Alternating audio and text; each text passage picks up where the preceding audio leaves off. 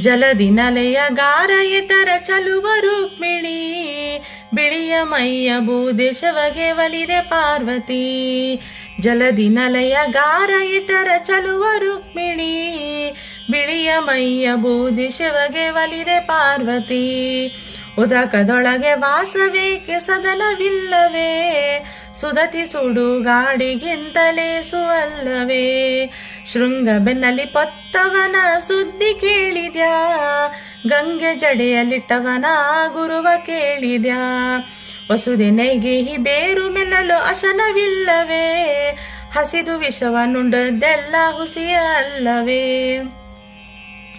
ಕೊರಳ ಕರುಳ ಮಾಲೆ ಯಾಕೆ ಸರವು ದೊರಕದೆ, ರುಂಡ ಮಾಲೆ ಧರಿಸಿದವನು ಕಾಂತನಲ್ಲವೇ. ವಸುದಿಗೀಶನಾಗಿ ಬಲಿಯ ಬೇಡಲಿಲ್ಲವೇ, ಎಸವ ಕಪಾಲ ಪಿಡಿದ ಕರ್ತನಲ್ಲವೇ.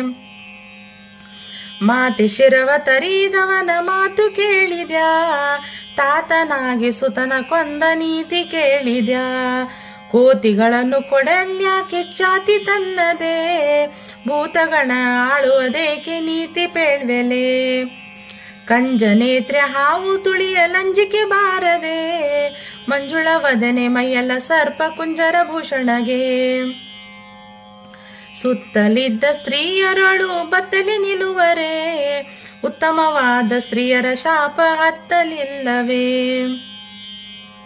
ಹತ್ತಲಿದ್ದ ವಾಜಿಯ ಬಿಟ್ಟು ಹದ್ದನ ಏರುವರೆ, ಎತ್ತಿನ ಬೆನ್ನು ಏರಿದವನು ಉತ್ತಮ ವಾಹನನೇ. ಹರಿಹರರೊಳು ಯಾರು ಶ್ರೇಷ್ಠ ಹೇಳಿ ರುಕ್ಮಿಣಿ, ಪುರಂದರ ವಿಠಲ ಸರ್ವೋತ್ತಮನು ಕೇಳೆ ಪಾರ್ವತಿ. ಪುರಂದರ ವಿಠಲ ಸರ್ವೋತ್ತಮನು ಕೇಳೆ ಪಾರ್ವತಿ.